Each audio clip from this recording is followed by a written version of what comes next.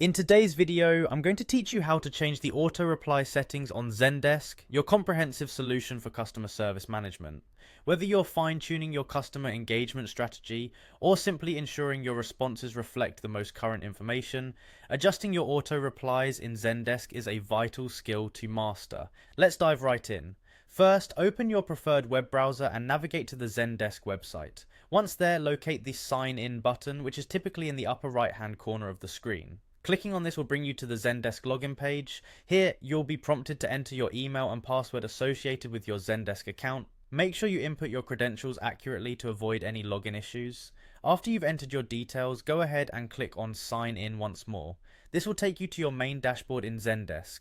Now that you're logged in, direct your attention to the settings icon. It's usually depicted by a gear symbol, which is a common representation for settings in many applications. Clicking this will bring up a menu with several options. From this options list, choose Go to Admin Center. This is where you can access all the administrative settings for your Zendesk account. In the Admin Center, locate the search bar at the top of the screen. Here you will type the word Trigger. This search will help you quickly find the section dedicated to triggers, which are the automated actions Zendesk can take based on certain conditions. After typing trigger, hit enter. Now observe the results and click on triggers. This will open a list of all the triggers currently set up for your Zendesk account. Triggers can perform a variety of tasks, but today we're focusing on those related to customer notifications.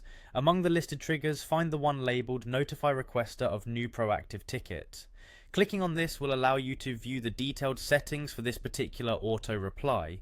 Here you can make the required changes to the email body by editing the message itself. This step is crucial as it's where you personalize your communication with customers, ensuring the tone and content align with your service objectives. Once you've made your desired changes, don't forget to scroll down and save your updated settings. It's essential to save your work to implement these changes effectively and ensure your customers receive the most up-to-date information. That's all there is to it. With just a few simple steps, you've successfully updated your auto reply settings in Zendesk. This small tweak can significantly impact your customer communication, making the interactions more efficient and tailored to your current business needs. Thank you for watching, and be sure to check out more Zendesk tutorials if you're looking to optimize other aspects of your customer service experience.